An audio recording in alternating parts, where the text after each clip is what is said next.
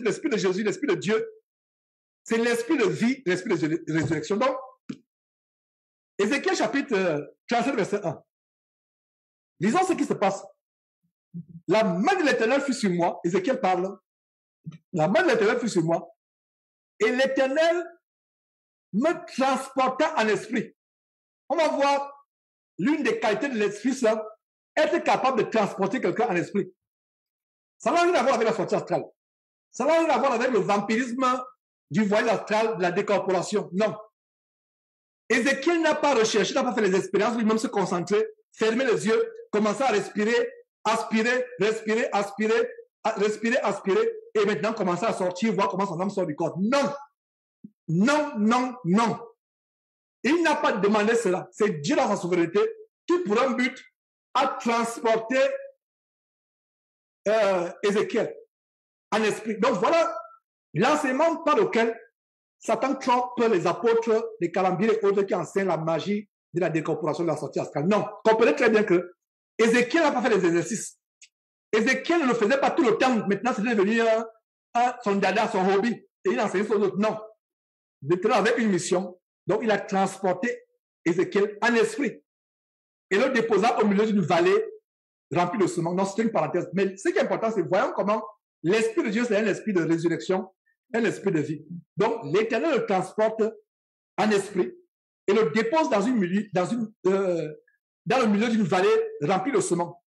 Alors, verset 2, il me fit passer auprès d'eux, tout autour, et voici, ils étaient fort nombreux. À la surface de la vallée, ils étaient complètement secs. Est-ce que vous comprenez, est-ce que il vous arrivait de penser que ce récit était la préfiguration de la résurrection des morts? C'était la résurrection des morts qui était annoncée. Que malgré le fait qu'on meurt, cette enveloppe corporelle, ce corps que nous portons, il meurt. Les eaux blanchissent. Par la grâce de Dieu, quand le Seigneur Jésus reviendra, nous allons ressusciter. Nous allons ressusciter et nous irons au ciel. Les ossements reprenons vie, reprenons chair.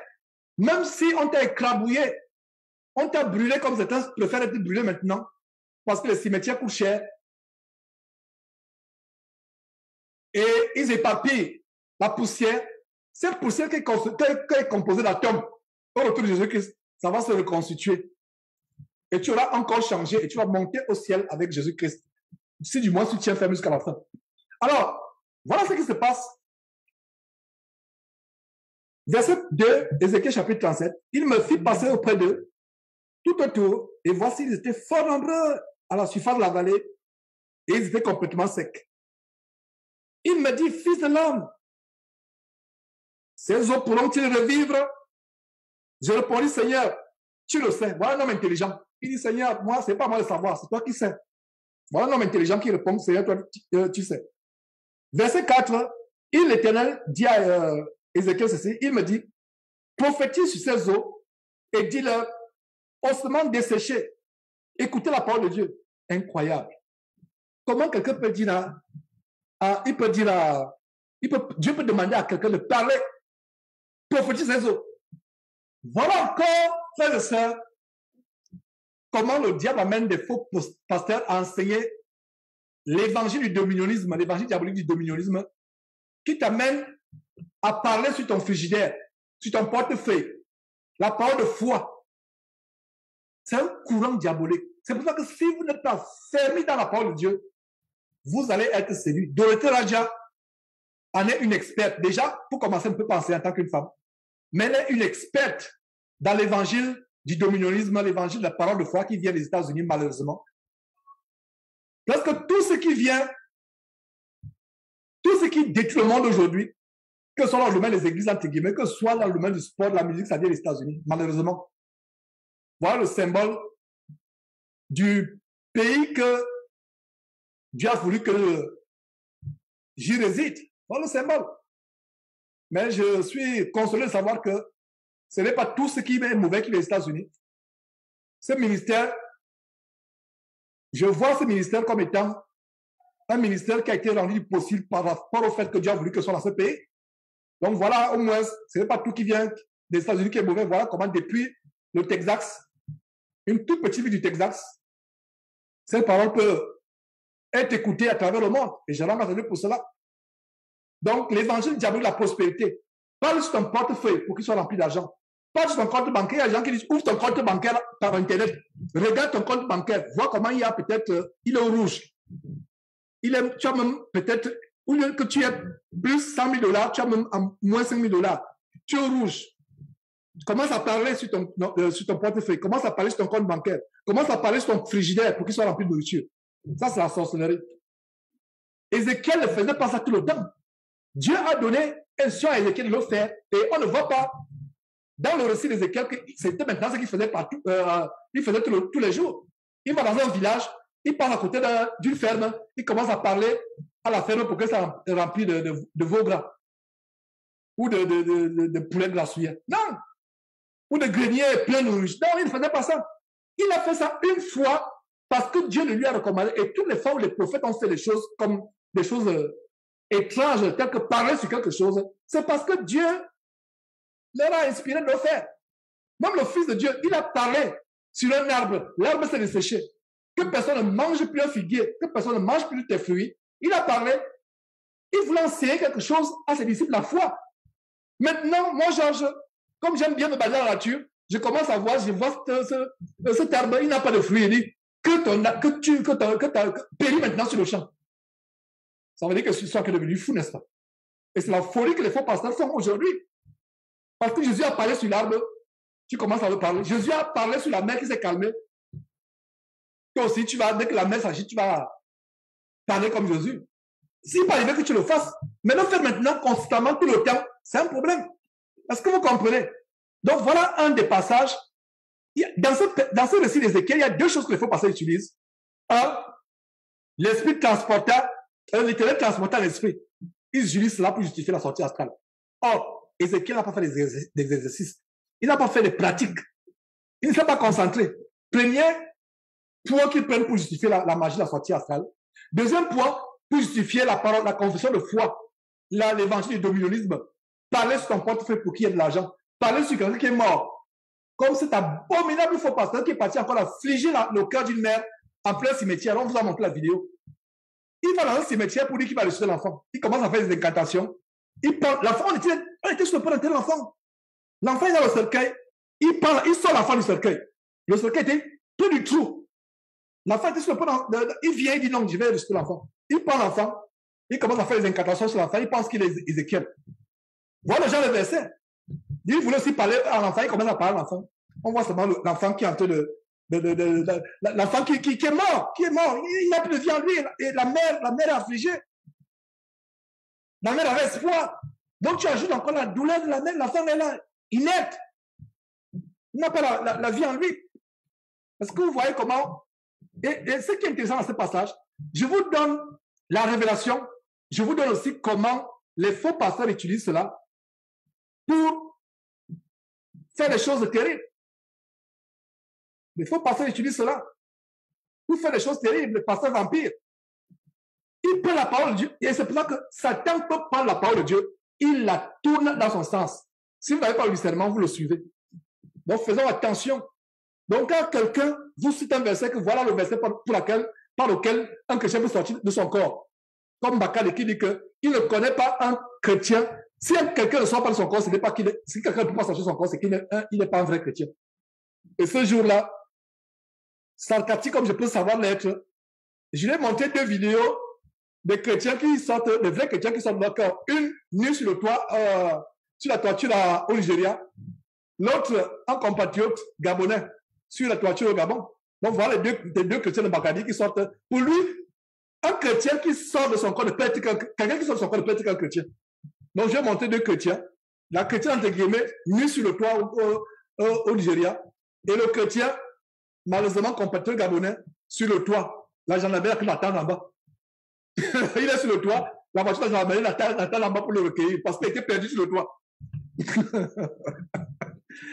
Oh là là. Il y a des fois, je vous fais une confession, des fois, je fais des émissions, je vois des choses. Mais à un moment, soit ça me fait pleurer, soit ça me fait rire, soit ça m'afflige. À un moment, tu ne sais même pas. Parce que tu vois, ces gens-là, et surtout quand Dieu expose la folie des gens, ça produit deux sentiments. Ça te remplit de joie, mais en même temps aussi de tristesse. Non. Quelqu'un dit que c'est les chrétiens. Alors j'ai dit, bon voilà, on va monter deux chrétiens. Vivement qu'on le peut avec les émissions en direct pour démontrer. Parce que les gens pensent que les gens ne dénoncent plus. Non, ça viendra. On doit dénoncer. Ça va venir. Mais à un moment, j'ai dit non. Les frères, les sœurs, nous devons aimer plus la parole que la dénonciation. Du moins, vous qui êtes ici, vous aimez la parole. Parce que quelqu'un qui vient tous les dimanches écouter la parole pendant des heures et des heures et des heures, il faut aimer cette parole. Et être changé par cette parole. Donc, quand ces gens vous enseignent, ils enseignent avec des codes. Ils prennent leur vie. Et quand tu es une nouvelle convertie, tu dis, ah, il y a des gens qui m'ont insulté, Georges, je sais qu'il enseigne là, voilà. Le pasteur vous a donné le verset qui justifie la sortie astrale. Le pasteur ne t'a pas montré le poison qui est derrière. Le pasteur, ce pasteur ne t'a pas montré que Ézéchiel ne passait pas le temps maintenant à parler sur les ossements tous les jours. Il ne passait pas le temps maintenant à être transporté. Il ne passait pas le temps à se concentrer dans sa chambre, fermer les yeux, commencer à respirer, et le voilà, pam, il décolle de son corps comme le missile Elon Musk qui va soi-disant sur Mars. Non, c'est pas ça. Donc, lisons mes frères et sœurs et terminons. Je vais dire suspendons. Donc, Ézéchiel, Dieu le transporte. Dieu lui dit, parle. Prophétise verset 4, prophétise ses eaux. Et dis-leur, ossements desséchés, écoutez la parole éternelle. Verset 5, ainsi parle le Seigneur, l'Éternel, à ses eaux, voici, je vais faire entrer en vous un esprit, et vous vivrez. Oh là là, voilà la révélation. L'esprit de Dieu en quelqu'un est tellement puissant pour ressusciter d'entre les morts. Même un esprit, même quelqu'un qui est mort, je vais dire même quelqu'un qui est mort définitivement, même quelqu'un qui est mort définitivement, qui est desséché, il est mort. Ce n'est même pas que parce qu'on va dire que non, on l'a enterré il y a 4 jours, peut-être qu'il n'était pas encore complet. Non. Parce qu'il y a des gens qui vont dire non, les scientifiques, surtout les scientifiques. Si vous n'avez jamais été confronté aux scientifiques athées, je suis confronté à eux ici dans ce pays presque tous les jours. Les scientifiques athées, ils pensent qu'ils sont connectés. Et je suis content comment je leur ferme la bouche. Je leur ferme la bouche ici, bien même. Bien. Il y a certains qui s'énervent. Je leur ferme la bouche presque tous les jours. Parce qu'il n'y a pas un pays dans le monde comme ce pays, les États-Unis, où les gens pensent qu'ils sont intelligents. Je leur ferme la bouche tous les jours. Je dis non, ne pensez pas. Et quand je leur ferme la bouche, ils deviennent tellement offusqués, ils se rendent compte qu'ils sont stupides. Quand vous avez l'esprit de Dieu en vous, vous confrontez quelqu'un, il ne peut pas résister à votre connaissance. Le bon sens que vous sortez, et à un moment, comme dernièrement, la Cour suprême américaine vient de... Enfin, il y a une décision qu'ils ont prise bannissant un cas qui existe aux États-Unis depuis 50 ans, un cas qui avait en quelque sorte légalisé l'avortement sur toute l'étendue du territoire américain. Donc, il y a quelques jours, la Cour suprême a décidé, quelqu'un a fait une fuite. C'est une décision qui n'est même pas encore publique, mais la Cour suprême a fait une fuite. D'abord, le FBI est en train de faire des investigations là-dessus.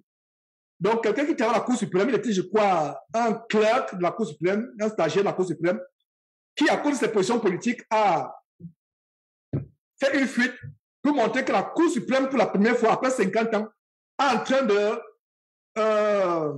sortir,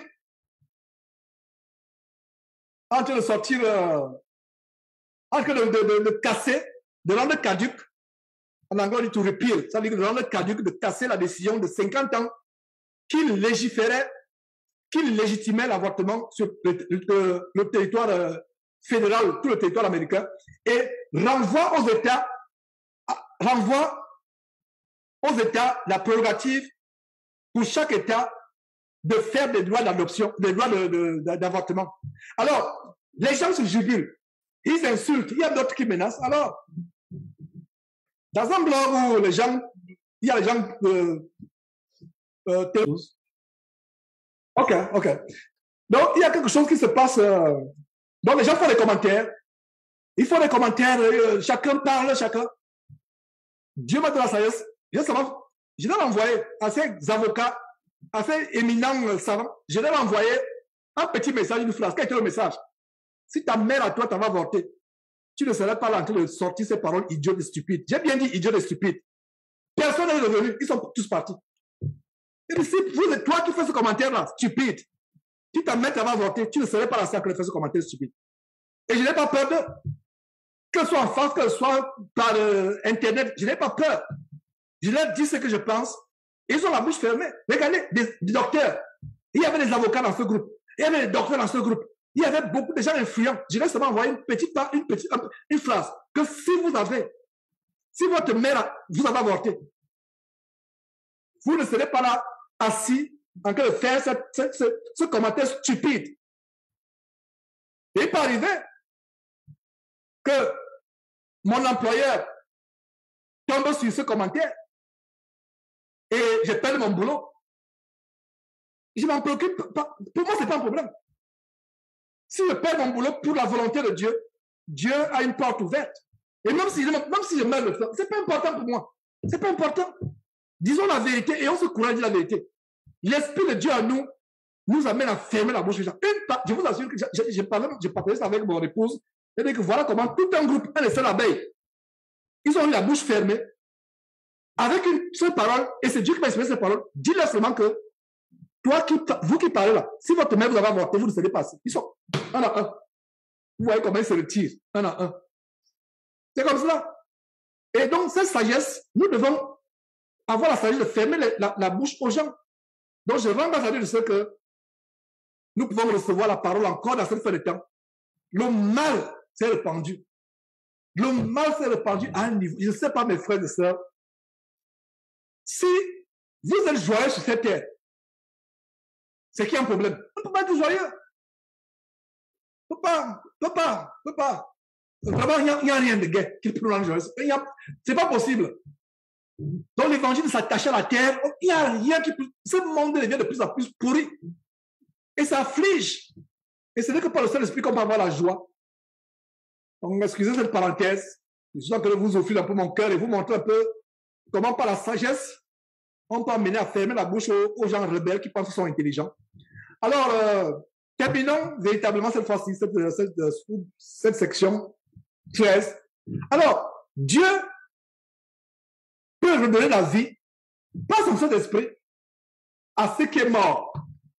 Pas mort il y a quelques jours, mort desséché depuis des années. Alors, qu'est-ce que nous voyons? Continuons à Ézéchiel chapitre 37, verset 5. Ainsi, par le Seigneur, l'Éternel a fait les eaux. Voici, je vais faire entrer en vous un esprit et vous vivrez. Donc, c'est l'Esprit Saint, l'Esprit de Dieu, qui a rendu possible la vie en ces ossements desséchés. En ces ossements desséchés. Et verset 6, je vous donnerai des nerfs. Je ferai croître sur vous de la chair. Je vous couvrirai de peau. Je mettrai en vous un esprit et vous vivrez. Et vous saurez que je suis l'Éternel. Qui a créé la vie sur terre? N'est-ce pas Dieu? Dieu qui a créé la vie. Vous pensez que Dieu est incapable par son esprit de ressusciter? Vous pensez que Dieu est incapable de ressusciter? Dieu qui a créé la vie. Fermez vos micros, s'il vous plaît. Alors,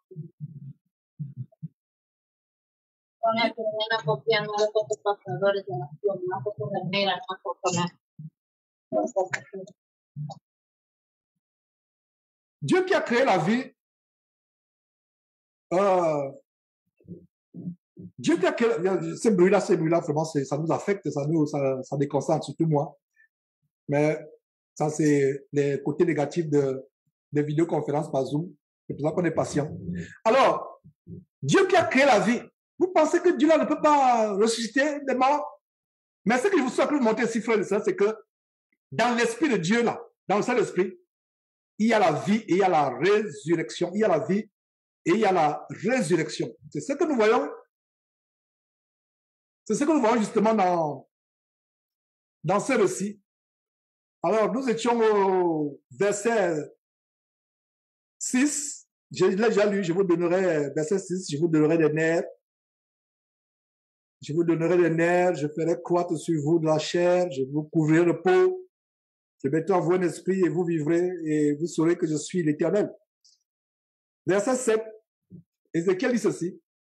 Je prophétisais selon l'ordre que j'avais reçu. Souligné selon l'ordre. Les vampireux de l'évangile diabolique de la sortie du corps ne vont plus vous tromper. Parce que vous ne lisez pas l'essentiel quand ils vous amènent les versets. Ah, Ézéchiel a prophétisé sur les eaux. Donc, prophétise aussi. Parle sur ton frigidaire. Parle sur ton portefeuille. Parle sur ton compte bancaire. Parle sur tes enfants. Donc, tu remplaces Dieu. C'est maintenant ta parole qui fait les miracles. C'est la magie, c'est la sorcellerie. Le secret sur verset 7, c'est quoi? Je prophétisais selon l'ordre que j'avais reçu de qui l'Éternel. Voilà ce que vous devez souligner.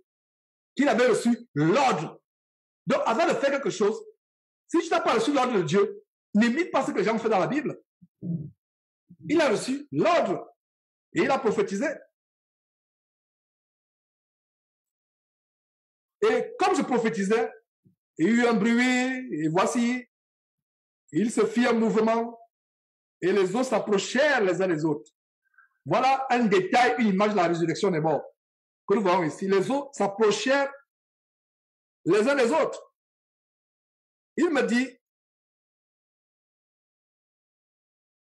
lisons à nouveau le verset 8, je regardais, voici, il vint des nerfs, la chair crue, et la peau les couvrit par-dessus, mais il n'y avait point d'esprit. Et Dieu continue à dire, il me dit, prophétise et parle à l'esprit, prophétise, dis à l'homme, et dis à l'esprit, ça c'est l'esprit de l'homme, mais si parle au Seigneur, parce qu'il y a l'esprit de Dieu et l'esprit de l'homme, qui est l'âme. Donc ne confondez pas quand vous lisez l'esprit de l'homme, c'est pas, des fois, l'esprit de l'homme dans la Bible, ne pensez pas que c'est le seul esprit, de fois, dans le contexte vous montrez qu'il s'agit plutôt de l'âme de l'homme, que de fois la Bible, lui, second appelle esprit, mais de fois c'est l'âme. Donc il prophétise, parle à l'esprit, c'est-à-dire parle à l'âme de l'homme, prophétise et dit de l'homme. Il dit, pardon, fils de l'homme,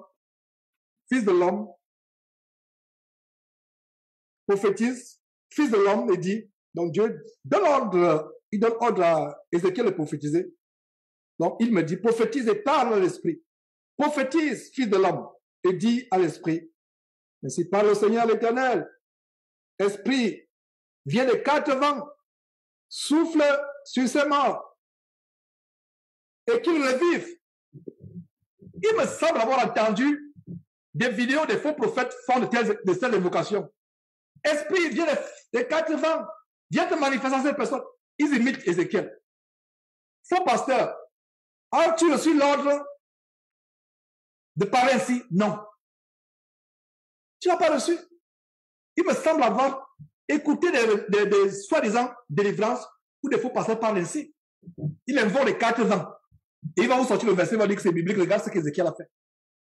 C'est biblique. Mais ce que tu fais, c'est la magie, parce que tu es hors contexte de ce qu'Ézéchiel a fait. Ézéchiel a suivi l'ordre de l'Éternel. Toi, tu t'improvises, tu dis, tu vas lire le verset et tu pratiques ça sur tes fidèles, tes oreilles qui ne lisent pas la Bible. Esprit des quatre vents, venez. Et c'est les esprits que tu invoques et qui viennent. Voilà ce qui se passe. Alors,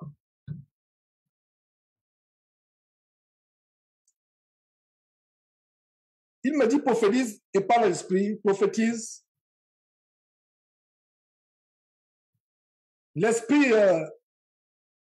vers les quatre vents s'ouvre, voilà, verset 10. Je prophétisais selon l'ordre qu'il m'avait donné. Et l'esprit entra en eux. Et il reprit vie. Et ils se taisent sur leurs pieds. C'était une armée très nombreuse. Voilà une belle image de la résurrection. Nous serons comme une armée trop nombreuse. Tous les chrétiens qui, depuis le 1er siècle, sont morts dans leur foi. Tous. Mais cette génération, je vous assure que ceux qui seront moins dans la résurrection, des morts au jour où Jésus reviendra, c'est notre génération. Ceux qui seront plus nombreux, c'est ceux qui ont été persécutés au 1er siècle, qui ont gardé la foi. Mais au fur et à mesure que les années passent, les millénaires, on va vers la fin des temps, le nombre des élus qui vont prendre part à la résurrection diminue. Ézéchiel 14. Je mettrai en vous mon esprit et vous vivrez. je vous rétablirai dans mon pays, dans votre pays, et vous saurez que moi, l'Éternel, j'ai parlé et agi, dit l'Éternel. Voilà. C'est tellement grand. Et Apocalypse nous montre quelque chose. Apocalypse chapitre 11, c'est facile à retenir. 11. Les versets qui ont les mêmes chiffres ou les mêmes nombres, les passages bibliques qui ont qui ont les mêmes chiffres ou les mêmes nombres comme chapitre et versets sont faciles à retenir. Donc, Apocalypse 11 nous montre comment, après les 3 jours et demi, un esprit de vie venant de Dieu entra en eux et ils se tinrent sur leurs pieds et une grande crainte s'emparait de tout ce qui les voyait. C'est la même chose qui s'est passée avec Ézéchiel. Ce verset nous montre que l'esprit de Dieu, c'est un esprit de vie, un esprit de résurrection. Un esprit de résurrection. Et d'ailleurs, lisons à partir du verset 9. Pour être dans le contexte, Apocalypse chapitre 11, verset 9. Des hommes d'entre le peuple, les tribus, les langues et les nations verront leurs cadavres pendant 3 jours et demi. Ça, c'est des prophéties, des choses qui certainement vont se réaliser. Donc, les hommes d'entre les nations. Vous pouvez même lire plus haut, à partir du verset 7. Quand ils auront achevé leur témoignage, la bête qui monte l'abîme leur fera la guerre, les vaincra et les tuera. Verset 8, et leurs cadavres seront sur la place de la grande ville, qui s'appelle dans un sens spirituel Sodome et Égypte. Nous avons la révélation ici que Sodome et Égypte ont un sens spirituel. C'est pour ça que je vous parle que l'Égypte, au temps de Pharaon, il y a des milliers d'années, aujourd'hui, nous vivons dans l'Égypte spirituel. Nous vivons dans Sodome spirituel. Nous vivons dans Gomorrhe spirituel. Alors, et leurs cadavres seront sur la place de la grande ville, qui est appelée dans un sens spirituel Sodome et Égypte, là même où le Seigneur a été crucifié. Des hommes d'entre les peuples, les tribus, les langues et les nations verront leurs cadavres pendant 3 jours à cause de cette guerre que la bête sortant de la Bible va leur lancer. Et à cause, on va jeter où là? Verront leurs cadavres, voilà, sur verset 9, verront leurs cadavres pendant 3 jours et demi. Et ils ne permettront pas que leurs cadavres soient mis dans un sépulcre. Verset 10, et à cause d'eux, les habitants de la terre se réjouiront, ils seront dans l'allégresse, et ils s'enverront des présents les uns aux autres, parce que ces 2 prophètes ont tourmenté les habitants de la terre. Ont tourmenté les habitants de la terre. C'est toujours ce qui se passe quand le domaine des ténèbres persécute les vrais enfants de Dieu, les vrais prophètes, les vrais prédicateurs, et arrive à les tuer comme ce qui fait le cas avec Étienne. Il y a une grande joie. Ils s'envoient les cadeaux les uns les autres. Ils se félicitent. C'est pour ça qu'il dit souvent, prenons l'exemple que si le jour où moi, votre frère Georges, Dieu a dit, c'est fini, quitte cette terre, par ma grâce, entre dans ton repos, les gens vont danser. Ils vont dire, enfin, on l'a eu. Enfin, il ne va plus nous dénoncer. Enfin, il ne va plus nous embêter. Ils vont s'envoyer des cadeaux. Ils vont même prendre l'avion pour se rendre visite, pour fêter ensemble. Mais ils ne savent pas que c'est plutôt la défaite, c'est une grande joie. Parce que nous, chrétiens, si nous mourons dans la communion avec Dieu, ce n'est pas une mort. Peut-être que la femme peut être dans la détresse, les enfants, c'est pour ça que je prépare tous les enfants et mon épouse qui me suit actuellement. Je lui ai dit, et c'est ce que je dis aussi publiquement maintenant, que chère épouse, s'il m'arrive de quitter cette terre, fais l'effort de ne pas pleurer. Sois dans la joie. C'est difficile ce que je te demande. Mais danse, chante les cantiques, réjouis-toi. Parce que j'ai accompli quelque chose de grand sur cette terre par la grâce de Dieu. J'ai secoué les ténèbres. Ma vie, cette terre n'a pas été en vain. Réjouis-toi. Donc, s'il arrive que c'est toi qui me devance, chère épouse, je profite par le Saint-Esprit de dire ça publiquement ici. Pour prendre les feux à témoin. Ne te réjouis pas. Les larmes, peut-être, c'est les larmes de nostalgie. Les bons moments que nous avons passés ensemble. les souvenirs que nous avons eus. C'est normal, mais c'est ça, place plutôt le temps dans la joie, dans les cantiques. Et c'est ce que Dieu a dit à vous, mes enfants. Réussissez-vous, dansez, soyez joyeux.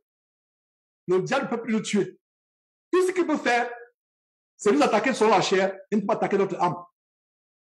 La mort pour nous n'est pas un sujet d'affliction.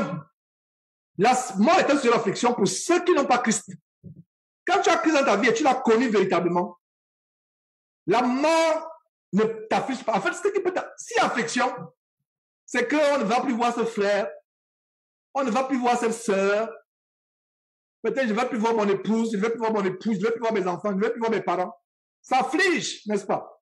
Mais en réalité, au-delà de cette affliction, c'est une montagne éternelle de gloire et de réjouissance afin que nous comprenions que nous sommes de passage sur cette terre.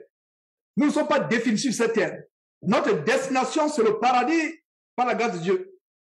Donc, en même temps que ce message s'adresse à mon épouse, à mes enfants et à moi-même, ce message, c'est le message qui s'adresse à tout le monde. C'est le message que vous devez donner à vos enfants, à vos parents, que papa, maman, enfant, je suis de passage sur cette terre. S'il m'arrive que je vous dévance, la tristesse sera la tristesse de la nostalgie, du manque, c'est un manque. Mais Dieu va vite calmer ce vide. Dieu va vite calmer ce vide parce qu'il va mettre en vous une joie que vous comprenez que ce n'est pas en vain qu'on a vécu. C'est pour cela que la vie sur terre doit avoir un but. Un but. Doit avoir un but sur terre. Le but sur terre, ce n'est pas avoir des maisons, un grand boulot, d'écrire des livres, des romans, d'être un grand romancier. Je connais un enfant à Houston qui veut être un grand romancier. Et je dis à cet enfant, fais attention. Tout ça, c'est le monde. La plus grande chose, c'est plaire au Seigneur. Maintenant, si tu veux faire des recherches qui peuvent aider les gens, les soulager sur le plan de la chair, ça, c'est pas un problème. Mais le plus grand trésor, c'est la parole de Dieu. C'est la parole de Dieu, le plus grand trésor. Et Dieu sait de montrer les choses cachées, les choses que beaucoup de gens ne savent pas. Alors, voilà donc comment l'Esprit de Dieu ressuscite ces gens qui ont été persécutés par les agents de la bête. La bête leur a fait la guerre. En Apocalypse chapitre 11, verset 7. La bête qui montait l'abîme leur fit la guerre, les a vaincus, les a tués. Les cadavres étaient répandus. Ça, c'est une prophétie de ce qui va certainement se passer. Et après 3 jours et demi, on ne pouvait même pas. Il était interdit de les mettre dans les sépulcres. On ne permettait pas qu'on les mette dans les sépulcres. Leur corps devait être profané. Mais après 3 jours et demi, qu'est-ce qui s'est passé?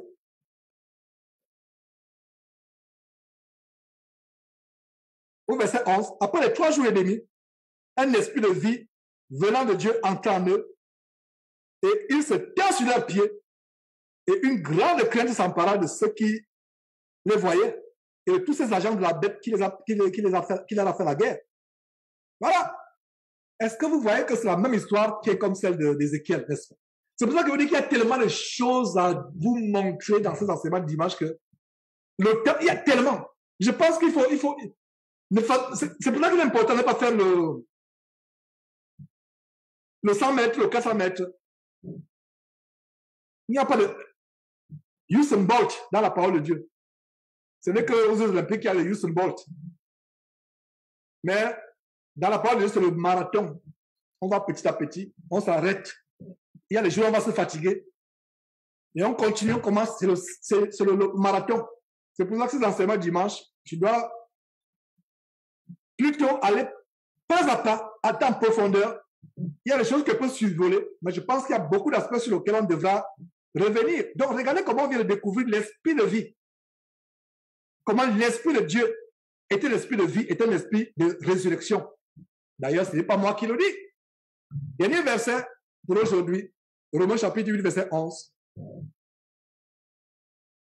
On va voir que l'esprit qui a ressuscité Jésus dans les morts, c'est le même esprit qui, en Ézéchiel chapitre 37, a redonné la vie à toute une foule. toute une multitude d'ossements humains. C'est le même esprit. C'est le même esprit qui, en Apocalypse chapitre 11, a redonné la vie, après 3 jours et demi, aux gens qui avaient été tués par la bête qui leur a lancé une guerre terrible. C'est le même esprit en Romains chapitre 8, verset 11. Je lis rapidement ce verset. Il dit quoi? Et si l'esprit de celui qui a reçu Jésus d'entre les morts habite en vous, celui qui a reçu d'entre les morts, qui a reçu Christ d'entre les morts, rendra aussi la vie à vos corps mortels par son esprit qui habite en vous. L'esprit que nous avons déjà aujourd'hui, cet esprit est en vie, ça veut dire qu'à la résurrection des morts, tu meurs en Christ, cet esprit est là. Quand le Christ reviendra, c'est par ce même esprit que ton corps reviendra à la vie pour aller à la rencontre de Jésus dans le lieu céleste. Vous voyez donc comment le verset 11, Romains chapitre 8, verset 11 nous montre que l'esprit qui a reçu Jésus-Christ, c'est l'esprit de vie. On va s'arrêter là.